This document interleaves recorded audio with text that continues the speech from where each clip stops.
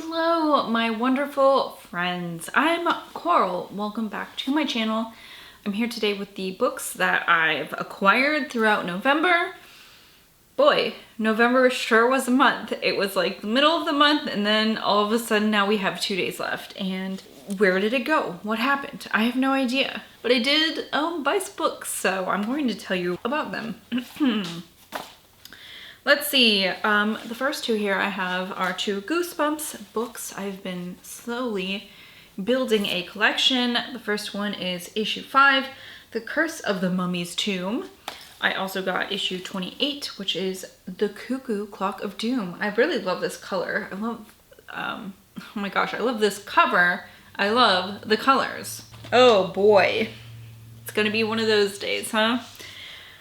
Let's see, I've also got a couple mass market paperbacks. Two of these are more vintage. One is just a leisure book.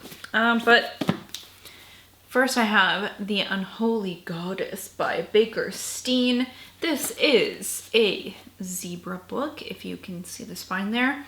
And this is about an ancient Aztec goddess who feels spurned after centuries of neglect. And you know, I'm assuming she does something to some people. I just don't know yet about it. Then we have Double Blinded by Leslie Allen Horvitz and H. Harris Gerhard.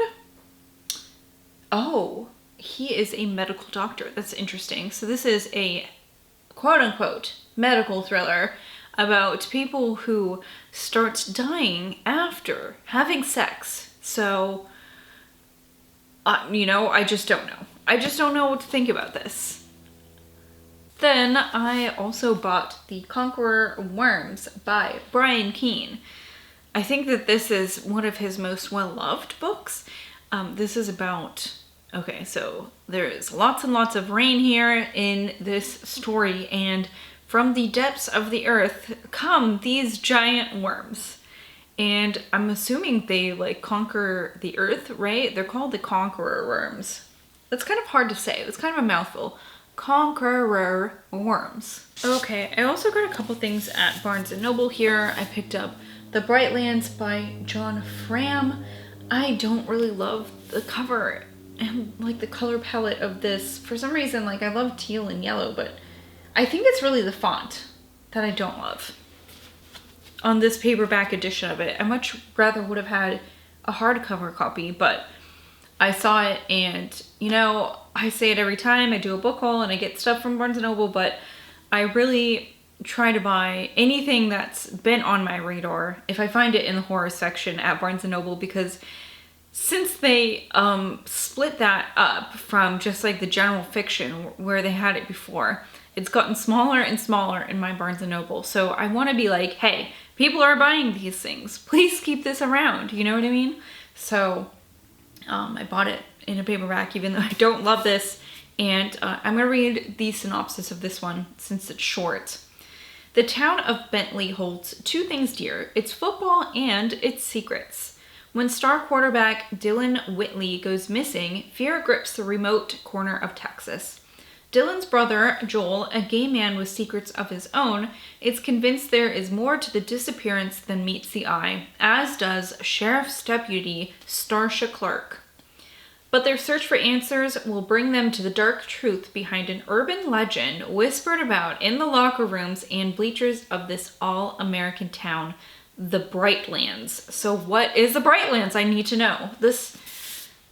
Every time I hear about this book, I'm like, I really need to buy this. And you know what? I did. I did it this time. I also picked up Then She Was Gone by Lisa Jewell. I have to say, I don't know if any of Lisa Jewell's works have really been on my radar before, but right before I went to Barnes & Noble, there were like three different people I saw on social media talking about how much they love Lisa Jewell. And it's like, people who I wouldn't necessarily expect to read sort of these domestic thrillers like she seems to write, which, I mean, I do like those. So I was like, you know what, maybe I should try this out. And I found this, and this is about a young girl named Ellie Mack who goes missing. 10 years later, her mother meets a man she becomes interested in romantically. And when she meets this man's children, one of his daughters looks a lot like her daughter, her missing daughter, and it kind of spurns her to look into the disappearance of her daughter once again. Sounds interesting. I love these sort of thrillers, and I kind of have high hopes for it. Okay, last one from Barnes & Noble. This was The Death of Jane Lawrence by Caitlin Starling. I read her book, The Luminous Dead, a year or two ago. Probably more like 2 years by now. And, oh man, I thought it was such an interesting concept, but it wasn't fleshed out well enough for me. I'm hoping this is good. This is about Jane Lawrence, who meets a really handsome doctor and gets married to him, but there's one stipulation on his end, and he says, what is it? You can never go to his family manor called Lindridge Hall. And right away when I hear that, I think Crimson Peak, right? Because it's like this crumbling old manor. And I mean, I guess in Crimson Peak, she goes to live at the house at the crumbling family manor, but this definitely seems like a crumbling family manor with a secret, right? And Jane also notices that at night, her husband seems to act a little bit strange and not so much himself. So also I'm thinking, is this Dr. Jekyll and Mr. Hyde?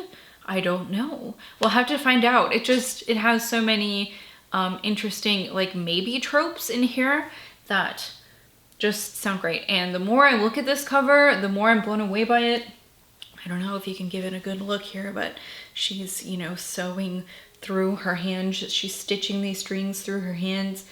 She's got some really ornate like vertebrae jewelry and bones, and like this one has a little like face in the pendant, and it's just a really beautiful cover. I was looking at it before I filmed this and I was like, wow, this is just so much more than I saw when picking up this book. You know what I mean? Like you see more the more you look at it. Next, I picked up Thunderbird by Chuck Wendig, which is the 4th book in the Miriam Black series.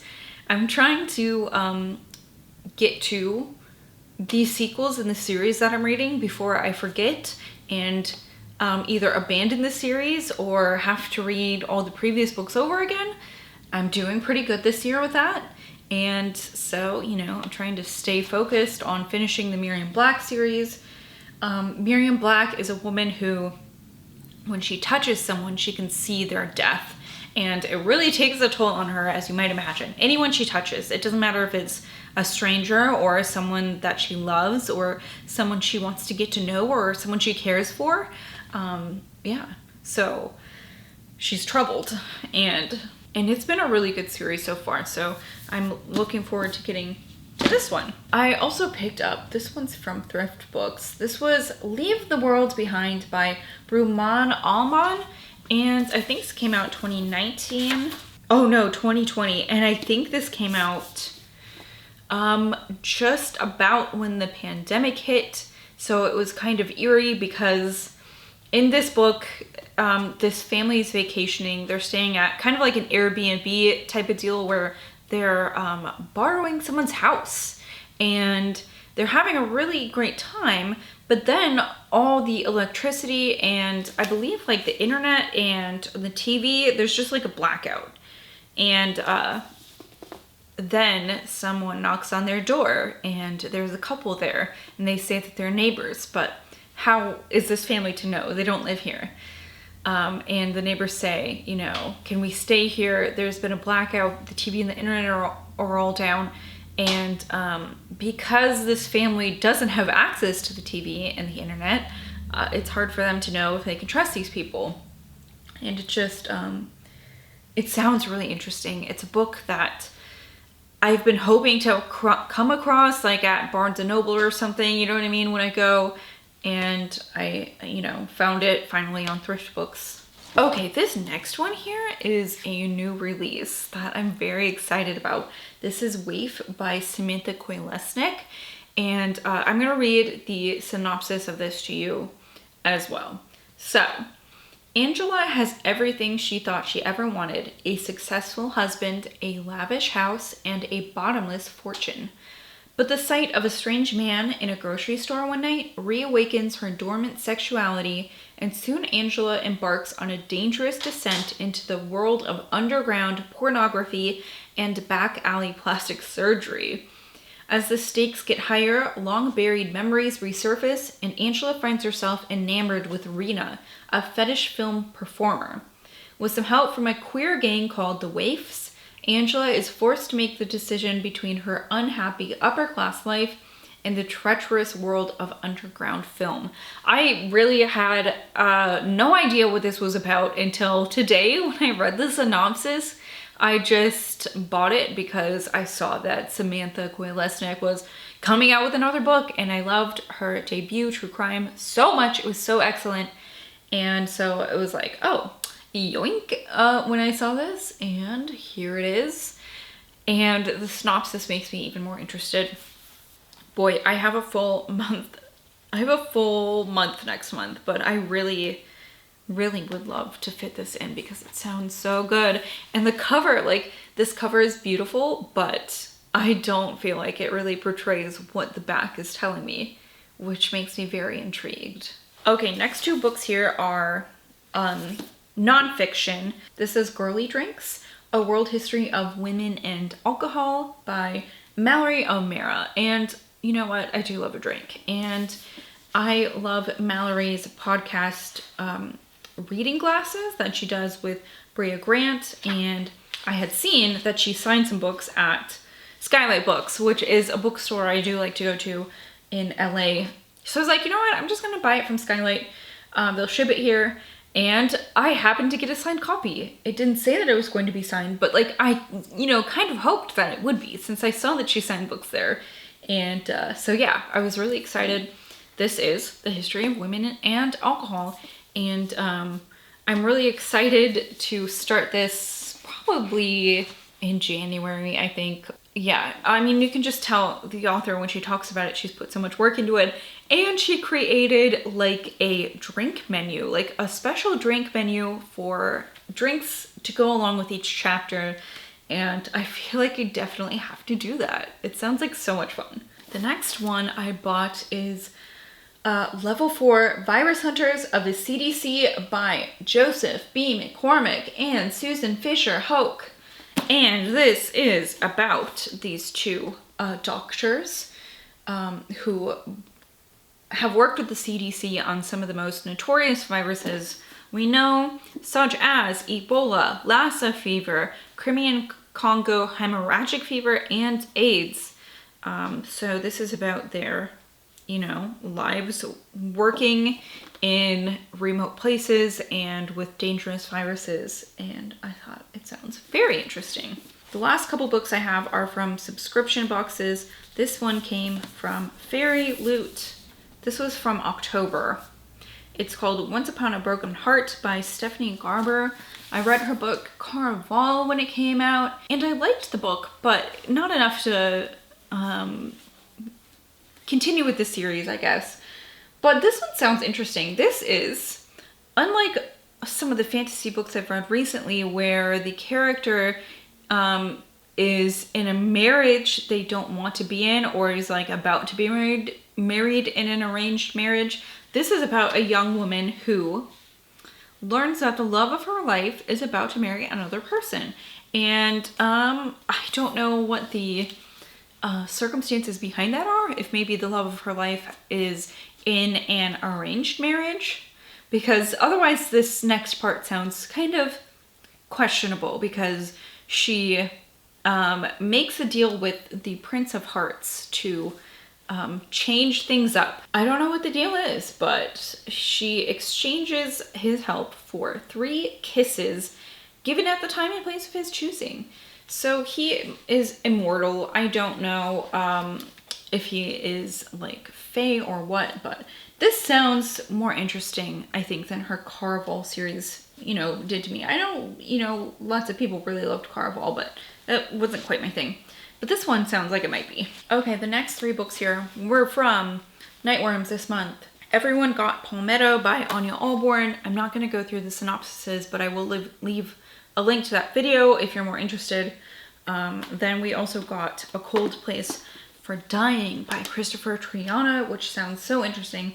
And then a few people, I was lucky enough to be one of those people, got one of 2 books from Weird House Press. And the one that I got was The Redstone of Jabba by Donald Tyson. If you're interested in hearing more about those, there is a link to that unboxing video. Otherwise, that's it for this month. Thank you all so much for watching. Of course, I would love to hear if any of you have read any of these and what you thought about them. And I will see you later. Goodbye!